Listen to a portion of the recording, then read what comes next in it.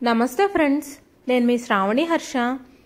ఇవాళ మన కథ ఓ కొడుకు నిర్ణయం. రచించిన వారు ప్రియదర్శిని గారు. కథని చివరి వరకు వినండి, నచ్చితే లైక్ చేయండి. ఈ కథ పైన మీ విలువైన స్పందనని కామెంట్ రూపంలో మాకు తెలియజేయండి. కొత్తవారు ఎవరైనా చూస్తున్నట్లయితే మన ఛానల్ని సబ్స్క్రైబ్ చేసుకోండి. చీర చెంగుకి చేతులు తుడుచుకుంటూ గదిలోకి అడుగు వేసింది విమల. కళ్ళు మూసుకొని అసహనంగా తలరుద్దుకుంటున్న భర్తని చూడగానే ఆమెలో ఆదుర్ద పెళ్ళుబికింది. ఏమండి, తలనొప్పిగా ఉందా? ఒక్క అంగలో దగ్గరికి చేరి తల మీద చెయ్యి వేస్తూ అడిగింది.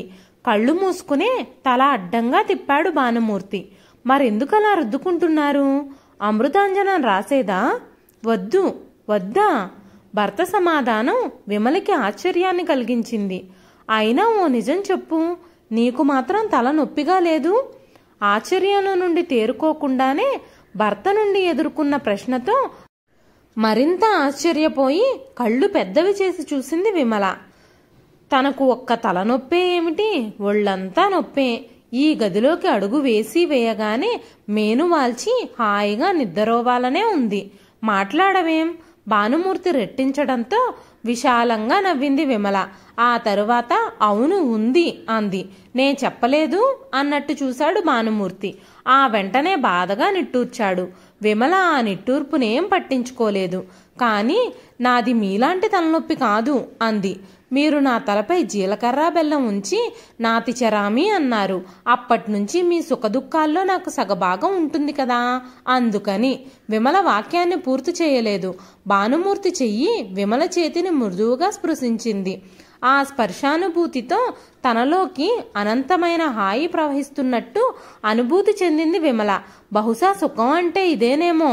పడుకోండి, చాలా పొద్దుపోయింది బెడ్ ల్యాంప్ వేస్తూ అంది. పెందలాడే లేవాలి, బోల్డంత పనుంది అని మనసులో అనుకుంటూ. నాన్న, వీధి గుమ్మం దాటబోతున్న రాఘవయ్య ఒక్కసారి వెనక్కి తిరిగి చూశారు.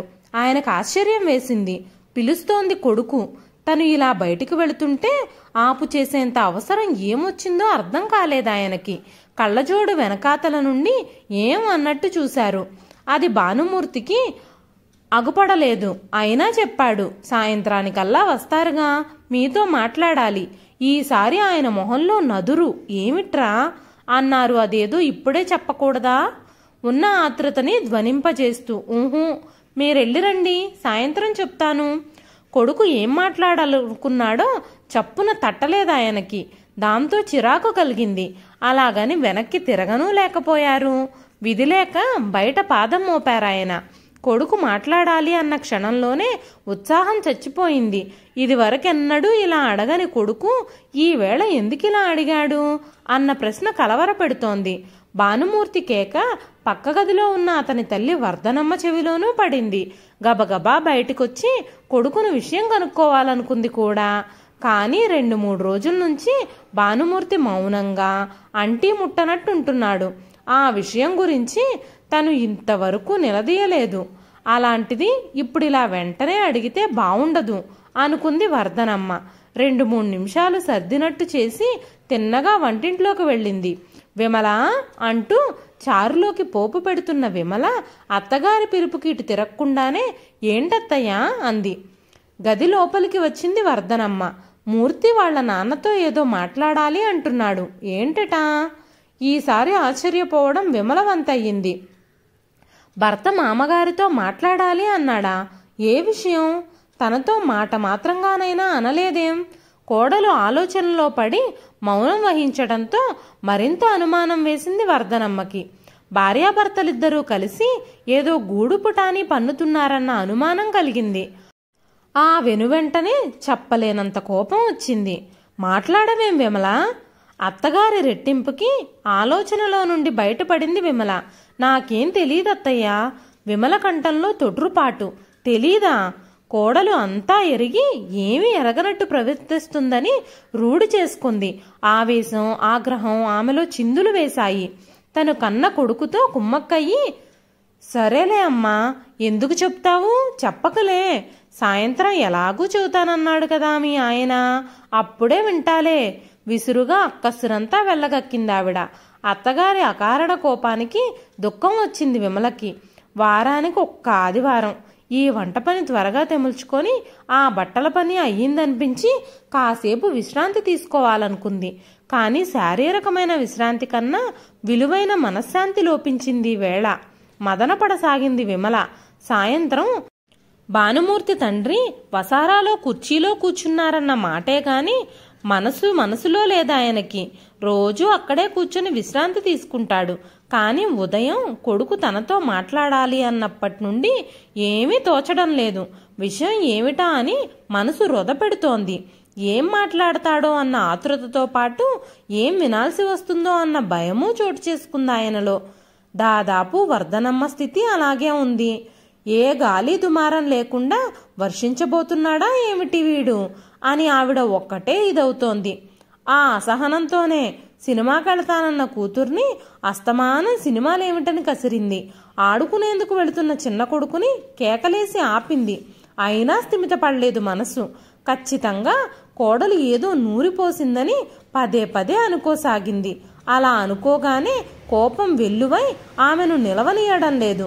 వసారాలో అడిగేయగానే భానుమూర్తి తల్లిదండ్రులిద్దరి మొహాల్లో ప్రస్ఫుటమవుతున్న ఆశ్చర్యాందోళనలు ఇట్టే పసిగట్టాడు.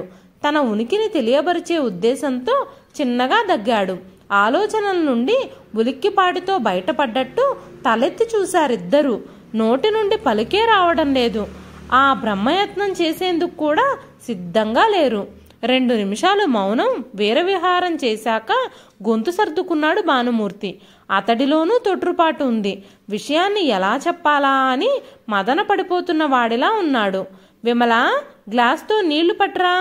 లోపలికి చూస్తూ కేకేశాడు. విమల అందించిన నీళ్లని గటగటా తాగి గ్లాస్ అందిస్తూ చెప్పాడు, కూర్చో. ఆశ్చర్యంగా భర్తకేసి చూసింది విమల. అక్కడ అత్తగారు, మామగారు. తనను కూర్చో అనడం విస్మయాన్ని కాక మరేం కలిగిస్తోంది? ఇప్పుడు నేను చెప్పబోయే విషయం నువ్వు వినాలి విమల, అందుకే కూర్చో అంటున్నాను. మాట్లాడకుండా మామగారికి కాస్త వెనక వైపు నేల మీద చతికిలబడింది విమల. ఓ కంట అత్తామామలు తన్ను గమనిస్తూ ఉండి ఉంటారనుకుంటూ. నాకు తెలుసు మీ అందరికీ ఆశ్చర్యంగా ఉందని. కానీ తలబద్దలు కొట్టుకునే శక్తి నాలో సన్నగిల్లాక నాకు తప్పనిసరి అనిపించి ఈ చర్యకు పాల్పడ్డాను.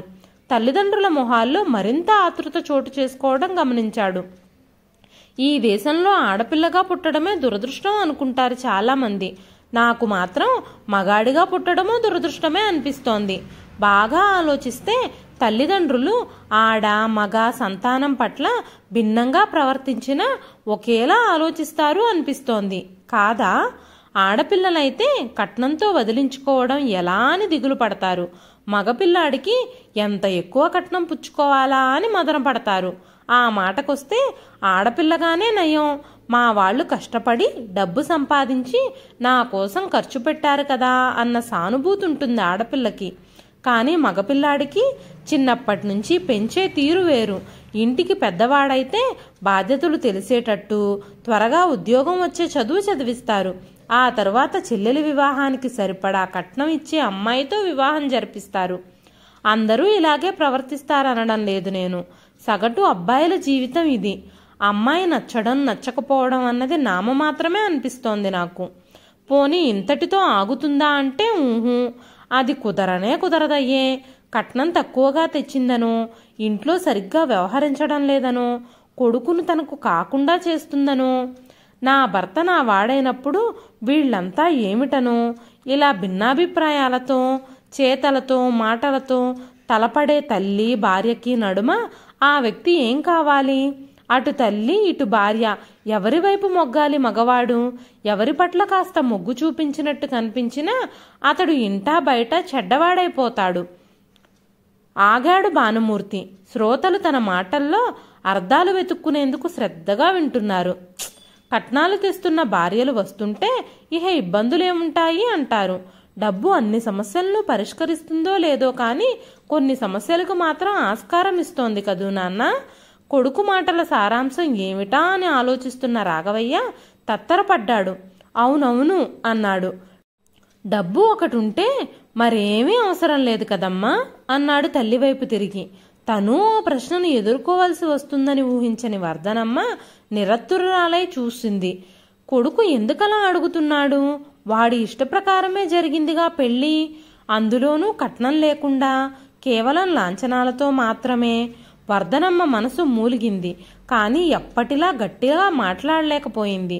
అందుకే ఆ డబ్బును మీకు నెల నెలా ఇస్తూ మేం వేరుగా ఉంటాం నాన్న అన్నాడు భానుమూర్తి. పిడుగుపడినట్లయింది వర్ధనమ్మకి. కళ్ళజోడు వెనకాతల నుంచి చూపుల్ని కాక ఆశ్చర్యాన్ని ప్రదర్శించాడు రాఘవయ్య. అవునమ్మా, విమలను ఇష్టపడ్డానని మీరు సంపూర్ణంగా ఇష్టపడి పెళ్లి చేయలేదు. వివాహం తర్వాత సమస్యలు తలెత్తుతాయన్న అనుమానాన్ని ఆనాడు వ్యక్తం చేశాను విమల ముందు. మీ ఇంట్లో ఉండేది మాత్రం మనుషులు కారా? అన్నీ సర్దుకుంటాయంది. కానీ సర్దుకుపోవడం మన ఇంటా వంట లేనట్టు ప్రవర్తిస్తున్నారు. ఆగి తల్లి వంక చూశాడు భానుమూర్తి. పూర్తి సంకటంలో కూరుకుపోయినట్లుందామె. ఒకప్పుడు నాన్న సంపాదన మనందరికీ సరిపోయేది, కానీ ఇప్పుడు ముగ్గురిదైనా చాలడం లేదు. ఇది వరకు చేస్తున్న ఇంటి పనులు బరువైపోయాయి. మన ఇంటి పనులు మనకే బరువు కావడం కేవలం ఒక్క మనిషి ఇంట్లోకి అడుగేయడం వల్ల కలిగిన మార్పు. పోనీ ఇవన్నీ పని మనుషులతో కూడా చేయించుకోగలం, కానీ సహకారం లేని కుటుంబ సభ్యుల మధ్యన మెలగడం మాత్రం. నిట్టూర్చి చెప్పాడు భానుమూర్తి. నా వల్ల కావడం లేదు నాన్న.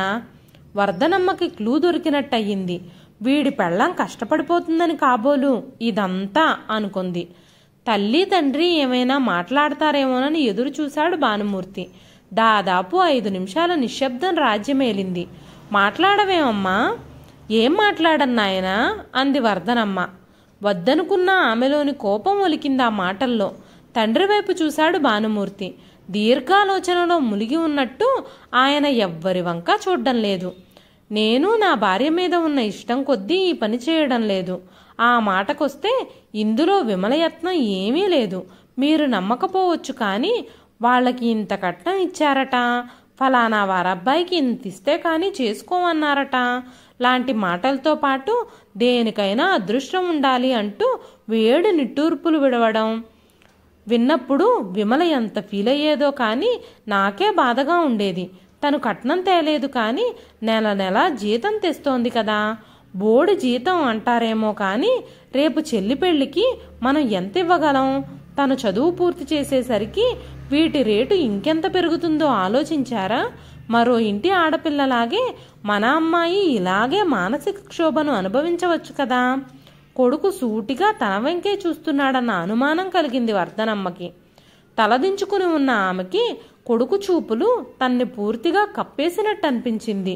గొంతెమ్మ కోరికలకి, అత్యాశలకి కొడుకులు ప్రతిరూపాలు కావాలనుకునే తల్లులుండడం దురదృష్టం. వాటికి మౌనంగా తలొంచిన వాళ్ళు ఎందుకున్నారో చెప్పమ్మా, అప్పుడేం చేస్తావు? కొడుకు తననిలా నిలదీయడం అస్సలు నచ్చలేదు వర్ధనమ్మకి. గుడ్డొచ్చి పిల్లని వెక్కిరించడం అంటే ఇదేనేమో. వేరుకాపురం పెడతానన్నవాడు వెళ్లకుండా ఇవన్నీ ఎందుకు సాగదీస్తున్నట్టు? ఆవిడలో ఆవేశం పరవళ్లు తొక్కుతోంది, కానీ వివేకం మేల్కొనడం లేదు. వివాహమే చేస్తాను, లేదంటే దాని మెడకి ఉరితాడు బిగిస్తాను. దాని ఊసు నీకెందుకులే నాయనా, హాయిగా కాపురం చేసుకో. రుసరుసలాడుతూ లేచింది వర్ధనమ్మ. తండ్రి కూడా అదే తీరులో లేచి వెళ్తాడేమో అనిపించింది భానుమూర్తికి. 2 నిమిషాలు ఎదురు చూశాడు. తండ్రి కదలకపోవటంతో నెమ్మదిగా అన్నాడు, నాన్న, ఇందులో విమల ప్రయత్నం ఏమీ లేదు.